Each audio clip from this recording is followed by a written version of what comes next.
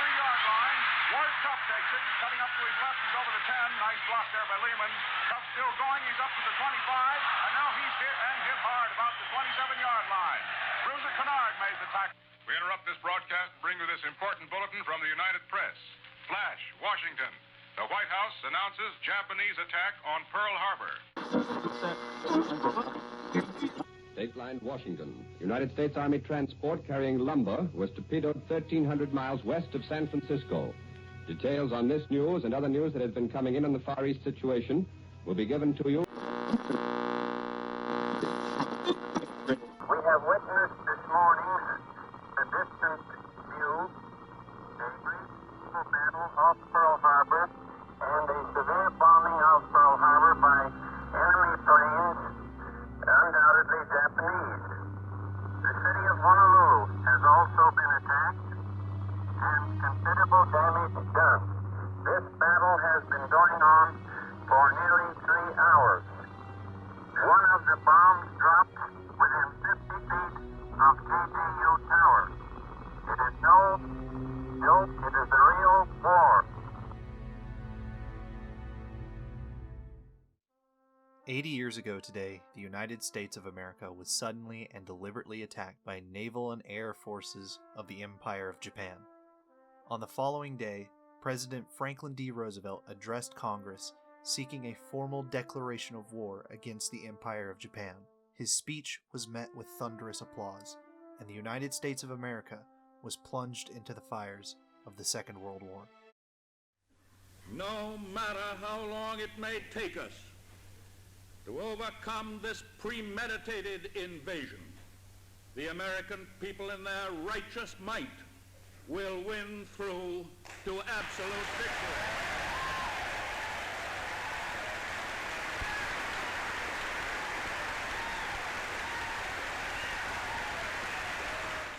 Today, we take a step back to reflect on the events that led to that attack and to understand them. Following World War I, Japan enjoyed an economic boom and began to embrace the democratic ideology of the Allies, shifting the country away from its centralized militaristic government that Japan had practiced for much of its history.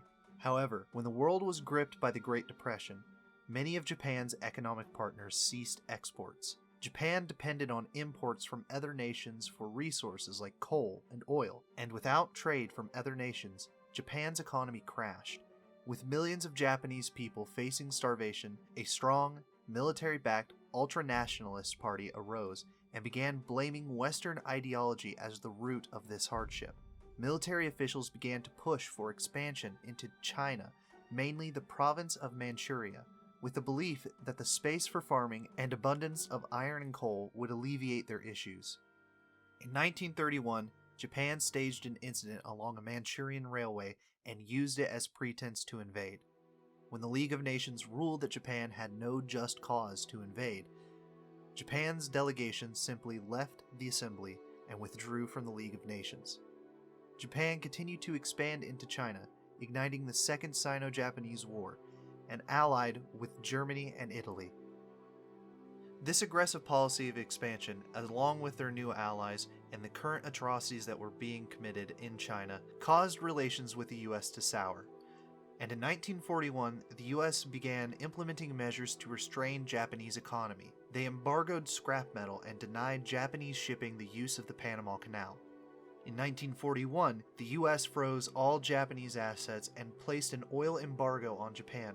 This would be a devastating blow to Japanese supply, as US imports made up more than 80% of Japanese oil. Left with little alternative, Japan began making plans to seize the Dutch and British territories in Indonesia, but this would come with one massive drawback. Should the US become involved in the war, the US-controlled Philippines sat in the perfect position to intercept Japanese shipping to and from Indonesia, and it could be used as a staging ground for the US to launch attacks against Japan itself. For their expansion to succeed without threat of intervention, the Philippines would have to be taken. But if Japan was to have a chance against US industrial might and its naval power, drastic action would have to be taken.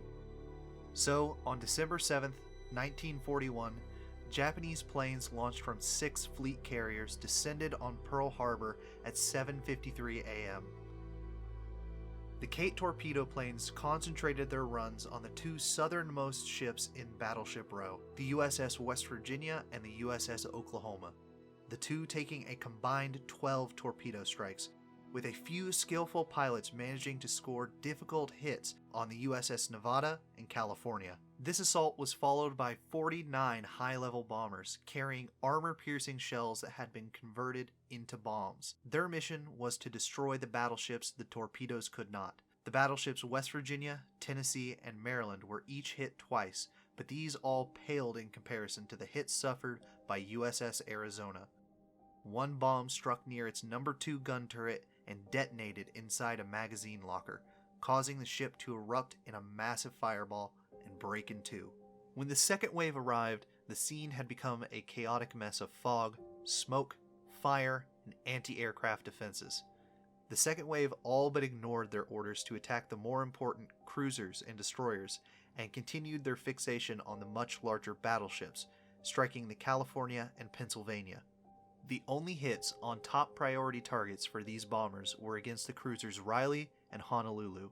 Alongside the attacks on the fleet, bombers and Zeros strafed and bombed airfields, bases, and other military targets, but left naval repair yards and oil fields alone.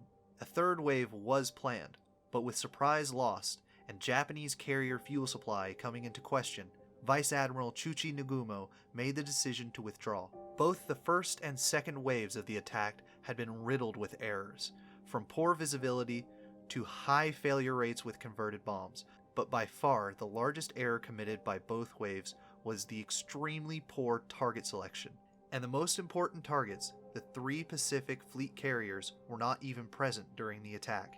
However, by the end of the day, 5 of the 8 battleships were sunk, although only Oklahoma and Arizona were permanently lost. The other 6 battleships, 3 cruisers, 4 destroyers, and 5 auxiliary ships that were either sunk or damaged would all be repaired and serve before war's end.